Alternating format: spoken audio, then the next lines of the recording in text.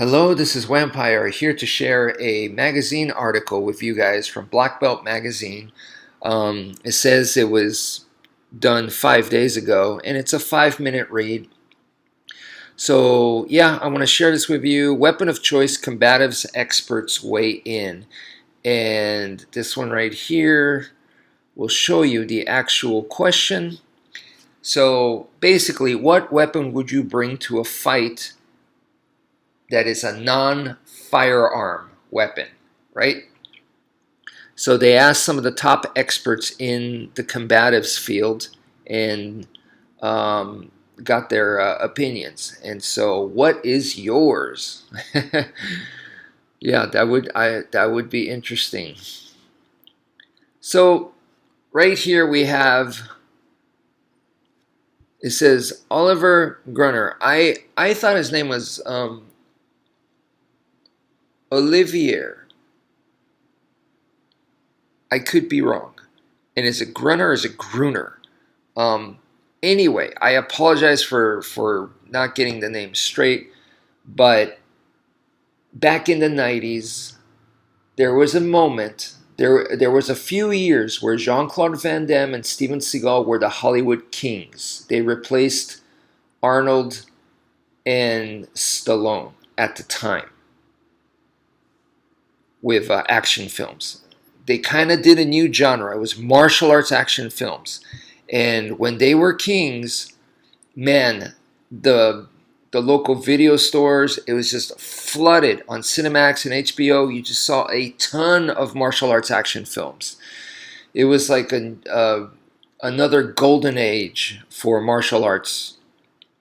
And this man right here and Don the Dragon Wilson were two of my favorites at that time. And I would watch as many of their movies as I could get my hands on.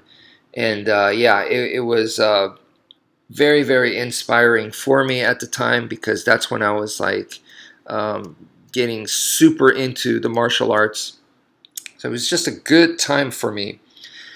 It was a good era in that sense for those that were interested in the martial arts. And right here, so he was an actor, and you can pause this and you can read that he was actual professional kickboxer, that he was world champion, and he was special forces, former special forces. So you can see him right here. I believe this is a clip from Angel Town, which was that was an explosive debut. I remember.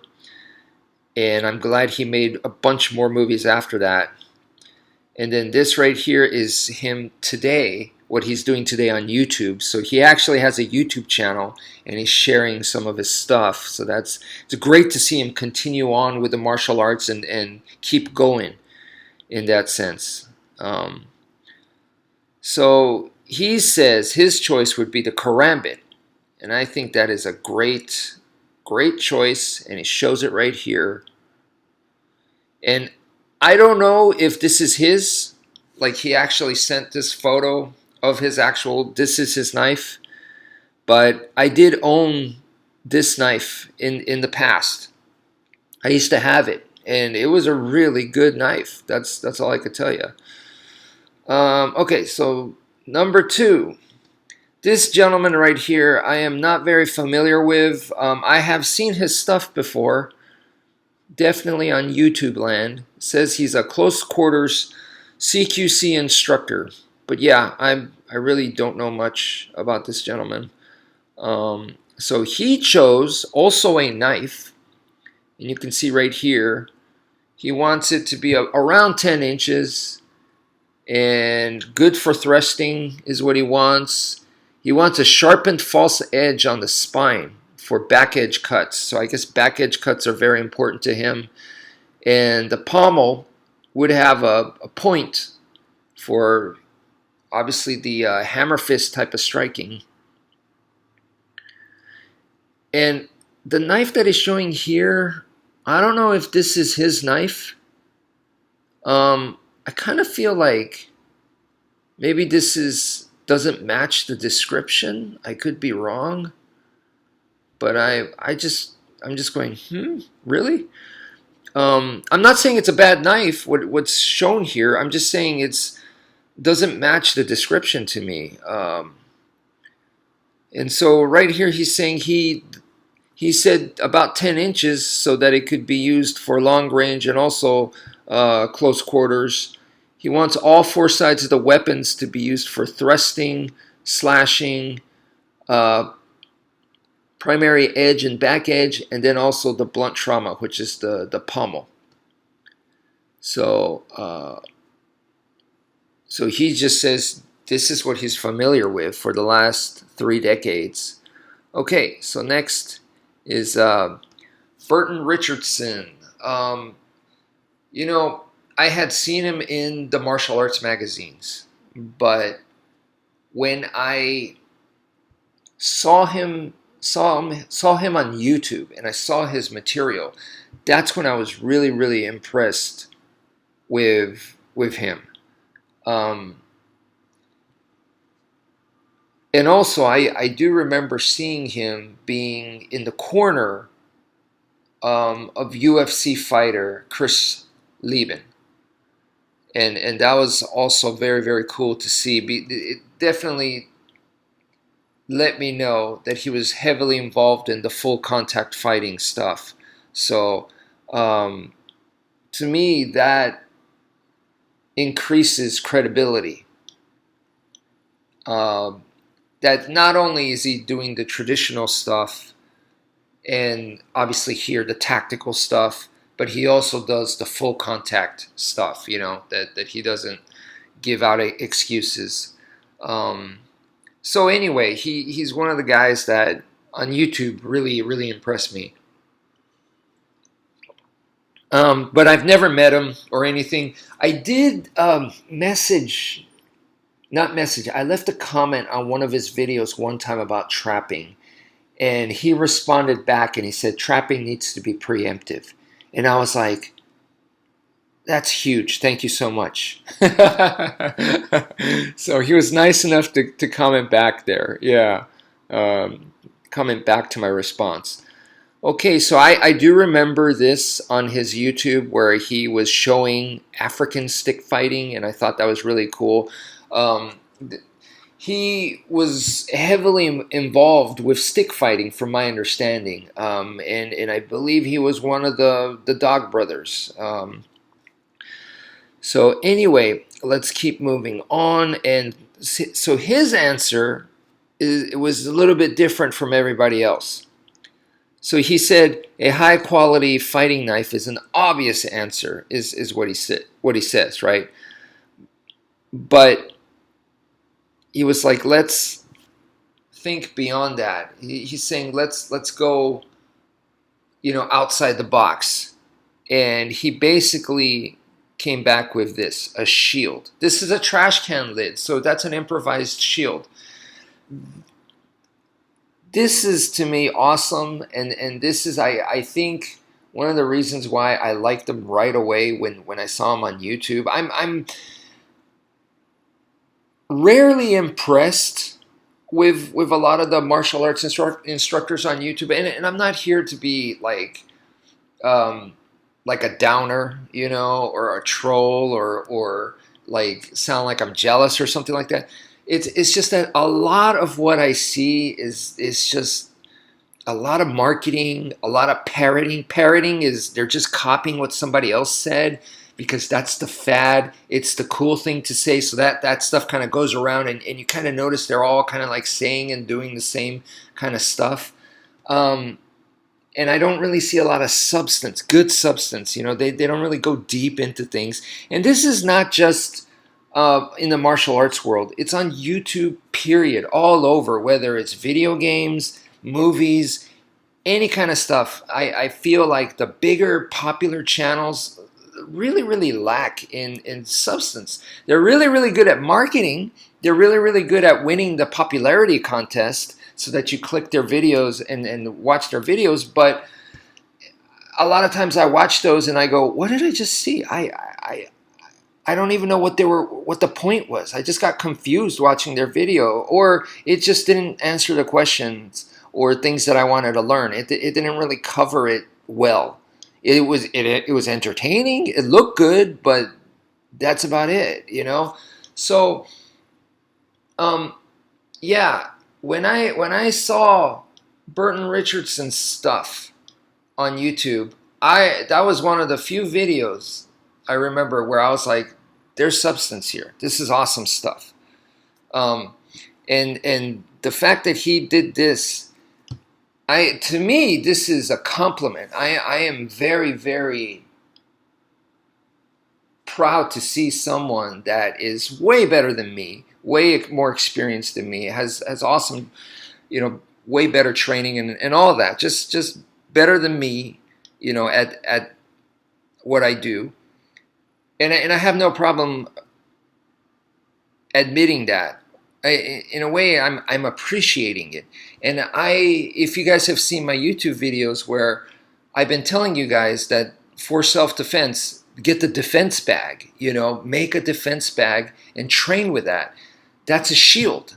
It's smaller than this. It's not as nice as this, but it's a shield. So I'm in the same thinking lines as Burton Richardson. So I'm obviously this was done, what, 5 days ago. So I didn't copy the guy, and I'm pretty sure he hasn't put this information up on his YouTube channel, from my understanding. So it's not like I stole it from him, but to end up in a same kind of thinking, I'm not trying to say, look, I'm as good as Burton Richardson. No, I'm saying he's way better, but it lets me go, I'm on the right track. And I did it on my own, like I did it as me progressing on my own. So it really feels good, a confirmation, and it's someone that you respect. I don't know the guy. Well, once again, I really don't know this guy at all, but I don't even know anyone that's trained under him. But it makes me feel good. That's all I can say, if you guys know what I'm saying. So, all right. Next is this lady, which I do remember seeing her in Blackbelt magazine and all the martial arts magazines back in the 90s. Not really super familiar with her, but here she is. Look at this. Yeah, she's training Filipino martial arts here with a legend. And if you just, sometimes when you're with somebody, it like rubs off on you. And you can see her next to this guy. She looks like an animal here. This is like, I don't know if this was in her prime. She looks like an absolute beast. She looks like, it's just the aura here to me is like, this is someone you do not want to mess with. So that's awesome. That is an awesome photo she has there. So it's really cool that she chose Professor Bram Frank's crimped close range medium impact tool. Now this right here feels like a knife, shaped like a knife, operates like a knife. It's not a knife. So it gives the benefit of being able to, you can take it and use it in situations where a knife would not be cool to use. You could use this. So it's really, in a way, if you just look at it from a knife point of view, you're like, it's not as good as a knife. That's what a lot of people would think. But actually, this is knife plus, if you look at it from the point of view of being able to use it without as much restrictions as a knife would have. So this is an amazing tool, but it is very knife-like. So once again, we're kind of going back to the choices where the instructors are choosing knives. Okay, so this gentleman right here, yeah, I've seen his stuff on YouTube. The Jeet Kune Do guy, I am not familiar with him. And he chose did he choose the Spyderco Police? So that's a very specific model that he chose. I had the Endura back in the day and the Delica back in the day. So, and the Delica just worked better for me, but the Endura is an absolute beast. And from my limited understanding, the Police is even bigger than the Endura. So it should be a total beast of a knife. the metal handle right there is going to be slick. So you're going to want gloves, or yeah, I would put on some slip prevention stuff on there, like gripping tape and stuff. I'd put that on there. Okay, and then last but not least, is he the last? Yeah, I think so. Is Professor Bram Frank? Okay, and actually, I heard about this article from Professor Bram Frank. He's the one that actually sent it to me. And no, he wasn't telling me make a video or nothing like that. He just shared it with me, and I wanted to put it on my social media. He was just saying, "Hey, look, I'm featured here. Check it out," kind of thing. That's what he did, and you know Professor Bram Frank, for those of you that don't know, is a Filipino martial arts instructor for the instructors. Um, and his lineage is, it says, first generation personal student of Grandmaster Remy Presas. So my instructor's instructor was Professor Remy Presas. So my instructor would be same as Professor Bram Frank, first generation student, but not a personal student. But yeah, he was first generation student. So that makes me second generation student, from the Professor Remy Presas. But look, I don't want you guys to take that the wrong way. I'm not official affiliate or anything like that. But it's great to still keep in touch with someone, not just someone, to be able to keep touch with Professor Bram Frank, because he will say stuff that it'll trigger stuff like, oh, I remember my instructor saying that, or I'm doing stuff and I'm like, why am I doing it this way? And then Professor Bram Frank would do the same thing, and I'd be like, oh, it's because the same lineage. Oh, okay. So, and his understanding is much greater than mine. Why is he doing it this way? Oh, and then it takes me, like, for example, there was one where, just my own progression. It was, I went through a lot of Brazilian Jiu-Jitsu. That's just me personally. Obviously, Professor Remy Presas didn't. It didn't exist at his time. You know what I mean? He was already, way past his prime by the time BJJ came out and the UFC came out and all that. If I'm not mistaken, yeah. So I mean, I don't think he was gonna start going to a local Brazilian Jiu-Jitsu gym and start from scratch kind of thing. Not to say that he wasn't willing to cross-train and learn, because he totally did that, and that's one of the things that I really, really liked about Professor Remy Presas and the way that he teaches and his ideas about cross-training. So anyway, yeah, because of my understanding or what I learned with submissions and joint locks and stuff, so it just took me into where now my disarms, which Filipino lock flow, how could you not connect that with something like grappling art, like Brazilian Jiu-Jitsu, which I did, and then for which it just makes so much more sense on how to actually use it in a real life situation. And then when you're going into disarms, it only makes sense to go for the wrist or the finger. So now I started getting into finger locks. And when I got into finger locks, I was going, am I just completely going off tangent and making stuff up on my own? Is this still Filipino martial arts? Am I wrong? And then I watched Professor Remy Presas video, and sure enough, he's doing wrist locks and finger locks. And I'm going, yes, no, I have not deviated. I'm still completely on the same line, the same path. So it really helps me, because I really like to try to think outside the box, and I like to push things and test things in that sense, and not be confined, right? Because at the end of the day, it just needs to work. I'm not here to, oh no, it needs to look like a certain way because that is what my style is. No, I'm not limited to that at all. So anyway, this is a very important connection for me in that sense to go back to my roots every once in a while and check things and all that. So you can see that Professor Bram Frank is a award-winning knife designer, and he's also been a big part, huge influence to the tactical knife industry. Um, he's like legend to that. It would be like Ken Shamrock to the UFC. You just can't not have that name, attached.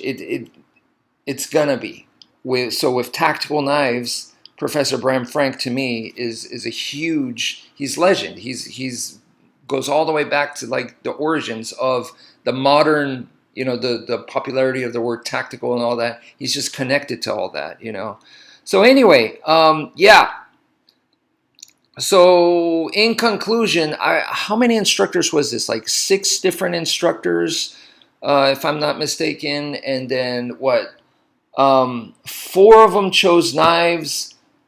The fifth person, it wasn't a knife, but it's knife-like. It's the crimped. And then the Sifu Burton Richardson, he chose the shield. So all very very cool.